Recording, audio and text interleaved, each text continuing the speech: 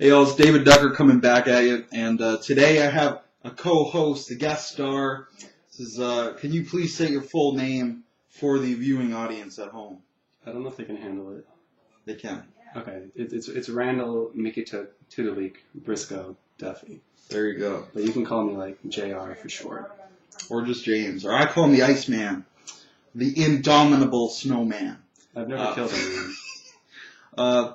We're doing a player profile today. This is one of my star players from the All-Star Squadron, James Duffy. You'll recognize him from Return to the Rune Fangs in character format as Theodore Lyons, the most noble knight of the most noble Order of the Blazing Sun. So I'm going to do a little video interview with him today, trying to boost up the female viewership, get a good-looking guy on here for a change. Not all nerds are ugly. No, of course not. Only when I get through with them. Yeah, we sort of have a 50-50 whisker box right now. Whisker box? Yeah, some people will get that. Don't worry about it. Okay, I don't get it. So I'm interviewing James. Like I said, he's playing Theodore Lyons in Return of the Rune Fangs. So it gives you a face to the name that I've been rambling about for 18 long sessions. My character looks different. Yeah. And you can see the picture of his character on the Facebook group, Return of the Rune Fangs on Facebook. But I'm sorry. Check it out at these links. I don't even think you're subscribed. I don't know. There's no link. They're down there. They're down there? Just point down. That's where all the important stuff is. You know, generally speaking. So we're going to do an interview. So, James, let's start off with how did you get involved in RPGs? Well, I knew some nerds in high school. They're pretty big nerds. And were they large nerds? No, they weren't. They were massive. They didn't have any issues with diet, and they didn't have any like genetic sort of biases towards being larger. Okay. They're all, except one of them. He had like a gut, but that was like who doesn't? Yeah, I don't think it really mattered. I think we just started hanging out at their place, just sort of in general. I would go over and eat oatmeal and play one of the Mario games for the Wii. Mario I should know this. No, it's one of the best ones. Paper Mario. Paper Mario. For the Wii, which was awesome. It had like the flat thing going on, and you could switch it up onto the Z-axis, which was cool. Yeah. All the way to the Z. A to the Z, baby. All the way to the Z.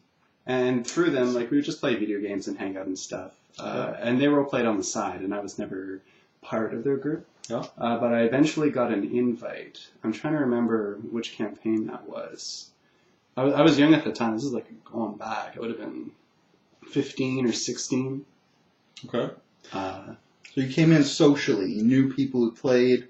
You started playing to socialize with those people. Yeah, absolutely. And that's how you discovered the magic of RPGs and decided that it's far more important than any friendship.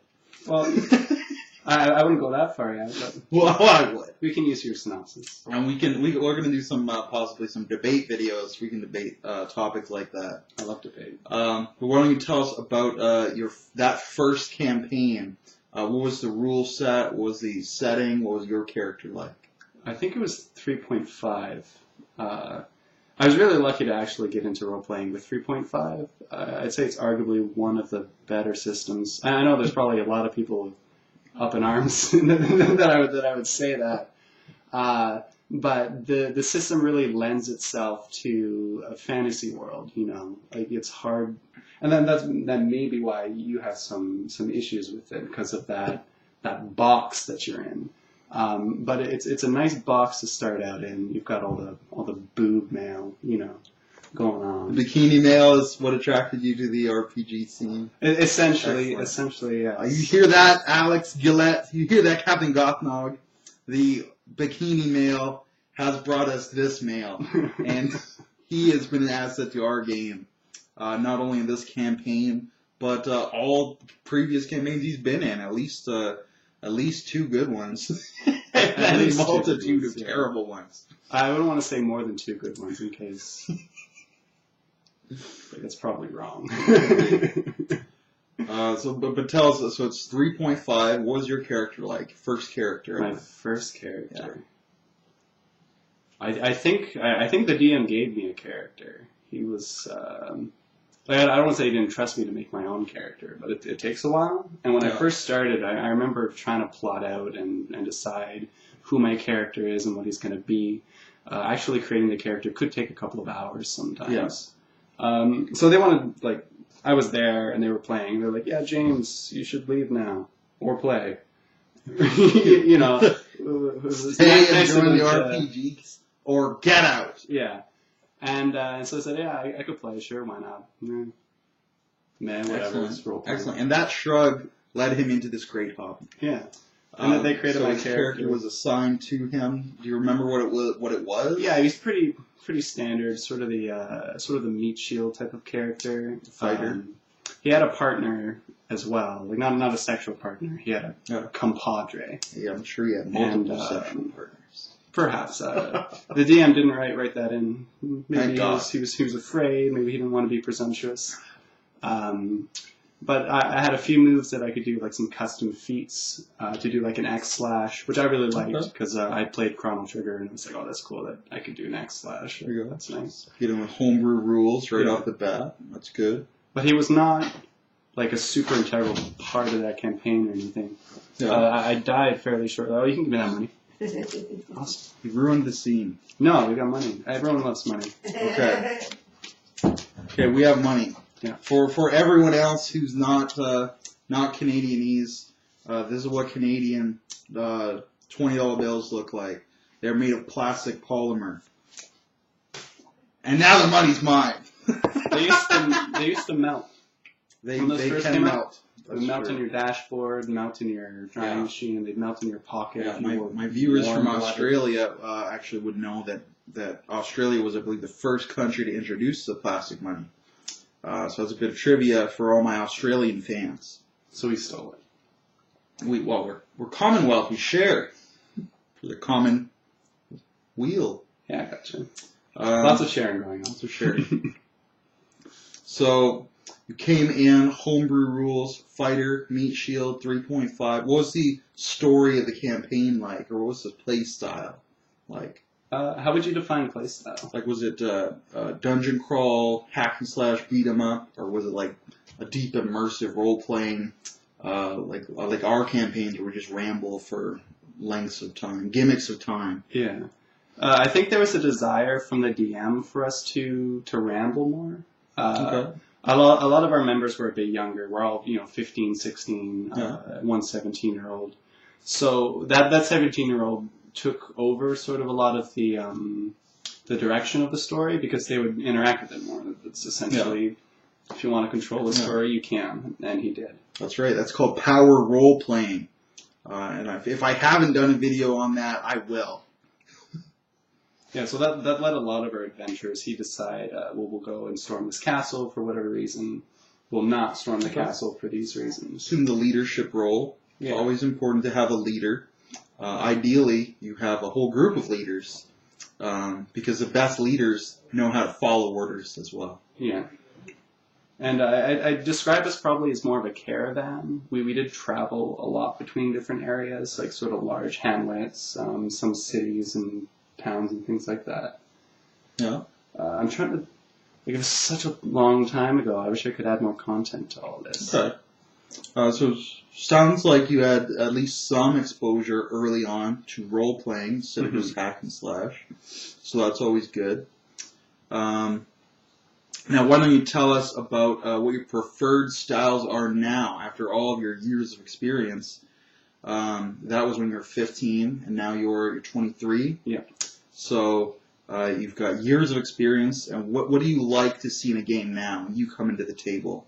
I definitely like to see roleplay. The thing about there not being roleplay in a campaign, that version, that game, the stories that happen within that model, they can happen anywhere. And the only thing that really adds or subtracts from the story that you're getting is going to be the actual physique of the monsters you're fighting or the players that you're fighting, which can definitely develop an interesting story. But if you're never talking to the people that you kill, they are pretty one-dimensional. One thing I like about dungeon crawls is you do progress more as players in terms of you get more skills and you utilize them more often, so you get sort of a more familiar Good to evolve your character. Yeah, you're very in the character in terms of your character's mechanics.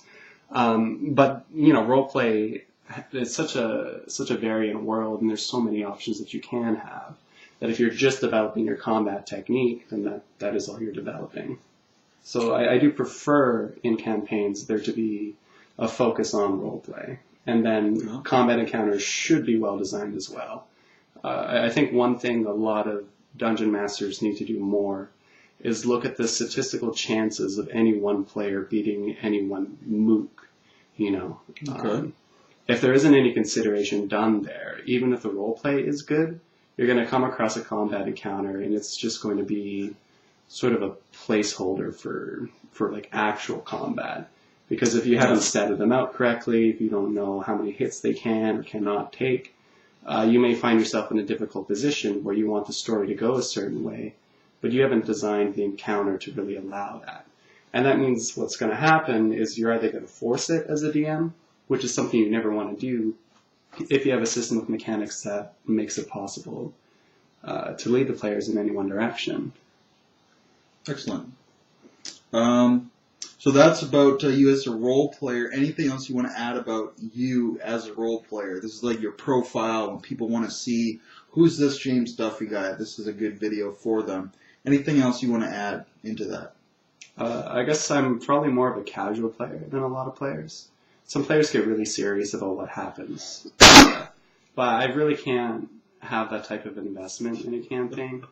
Like if you're with 4 people and you're all in an imaginative world, you want it to be like sort of fitting with your image of what's going on. But that image is an illusion because it's defined by what is actually happening.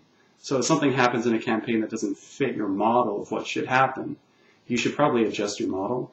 And that's what I do. I like to let the world and the interplay sort of define what I'm looking for in a campaign. And that can change from session to session. A lot of other players may want to have a specific field maintained, which puts a lot of pressure, I think, on the DM to provide that. Or a lot of meta on the players to sort of behave in ways that are within their imaginative view of what should and shouldn't happen. Yeah. For me, I just like to see what happens, because it's really outside of your control. There's so many variables. Excellent. So James, I never thought of you like that. You're a casual player, but when you do engage, it's role-playing. A lot of casual players are all combat hack and slash. So James is that rare mix of the two, the rare multi-class wizard slash sorcerer that you so infrequently see, and yet it's so interesting to see. So I think we're going to conclude that. We'll be coming back with some more tag team videos, so stay tuned for James Randall Duffy coming back at you too.